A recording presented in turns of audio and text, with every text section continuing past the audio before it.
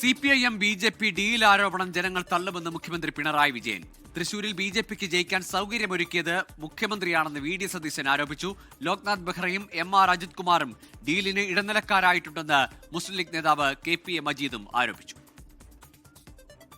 നിയമസഭാ തെരഞ്ഞെടുപ്പിന്റെ പ്രചരണം രണ്ടാം ഘട്ടത്തിലേക്ക് കടന്നിട്ടും മുഖ്യവിഷയം CPIM BJP ഡീൽ ആരോപണം തന്നെ. ആരോപണങ്ങളും പ്രത്യാരോപണങ്ങളുമായി ഡീൽ വിവാദം കളനിറയുമ്പോൾ മറ്റു വിഷയങ്ങളെല്ലാം പിന്തള്ളപ്പെട്ടു പോവുകയാണ്. UDF ഉയർത്തിക്കൊണ്ടുവന്ന ഡീൽ ആരോപണം ജനങ്ങൾ തള്ളുമെന്നാണ് LDFന്റെ ആത്മവിശ്വാസം. എന്തും വിളിച്ചു പറയാൻ എല്ലില്ലാത്ത നാക്ക് ഉണ്ട് എന്നുള്ളതുകൊണ്ട് അതിൽ എല്ലാറ്റിനും മറുപടി പറയാൻ ആർക്ക് സാധിക്കും? നാടിനും ജനങ്ങൾക്കും എല്ലാ കാര്യങ്ങളെയും പറ്റിയും വ്യക്തമായ ധാരണയുണ്ട്.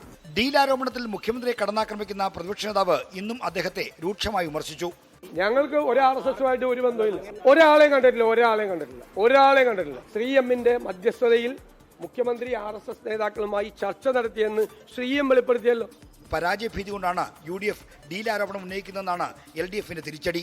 ഡീൽ ആരോപണം അവരുടെ ഒരു മുൻകൂർ ജാമ്യം എടുക്കൽ മാത്രമാണ്. ഏത് കാലത്തും തരംതാണ ഇത്തരം ഡീലുകളും രഹസ്യമായ കാര്യം നടത്തുന്നതൊക്കെ കോൺഗ്രസാണ്. ഡീൽ ആരോപണത്തിൽ ശക്തമായി രംഗത്തുള്ള മുസ്ലിം ലീഗ് ഉന്നത പോലീസ് ഉദ്യോഗസ്ഥരാണ് ഇടനിലക്കാരെന്നും ആരോപിച്ചു. ബഹാറ DGP ആയിരുന്നു. ബഹാറയുടെ നേതൃത്വത്തിൽ ഈ സംവിധാനം ഉണ്ടായിരുന്നു. ഇപ്പോൾ പൂരം കലക്കിയിട്ടുള്ള മാന്യുണ്ടല്ലോ, അജിത് കുമാർ ഇതിൻ്റെ ഒരു ഭാഗമായിരുന്നു. അങ്ങനെ ഇവർ ഓരോ ആളുകളെയും വെച്ചിട്ട് BJPയുമായി കഴിഞ്ഞ കുറേ കാലമായി ഡീൽ നടത്തിക്കൊണ്ടിരിക്കുകയാണ്.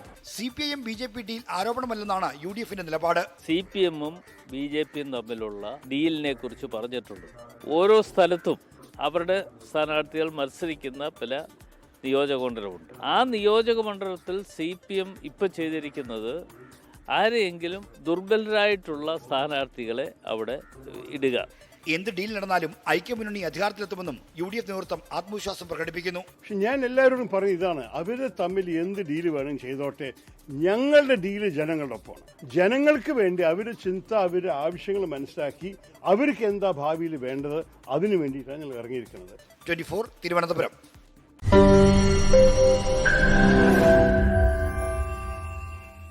ലോകത്തെവിടെയായാലും ഏത് സമയത്തും 24 വാർത്തകളും ഓഗ്മെന്റഡ് റിയാലിറ്റി പാക്കേജുകളും എക്സ്പ്ലെയിനറുകളും വിശദമായി കാണാൻ ഞങ്ങളുടെ YouTube ചാനൽ നിങ്ങൾക്ക് സബ്സ്ക്രൈബ് ചെയ്യാം.